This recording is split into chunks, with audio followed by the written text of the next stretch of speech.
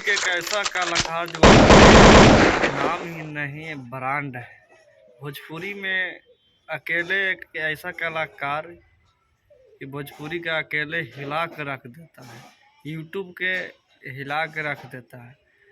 चलिए बात करते हैं खेसारी लाल यादव का। खेसारी लाल यादव जी का सुबह एक सॉन्ग आया है, कमर तारी खाना भाई। ये गाना का इस कदर लिपसिंग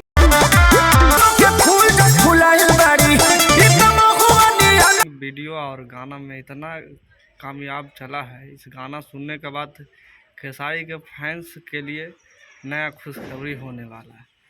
इस होली के सीज़न में करीब लगातार होली का सॉन्ग खेसारी लाल यादव के अनेकों गाना आ रहा है और नया नया चैनल से आता है। लाल यादव छोटे छोटे कंपनियों के लेकर गाना देते हैं। खेसारी लाल यादव के फैंस इतने बेचैन रहते हैं कि छोटे चैनल के मिलियन क्रॉस कर देते हैं नया सॉन्ग के।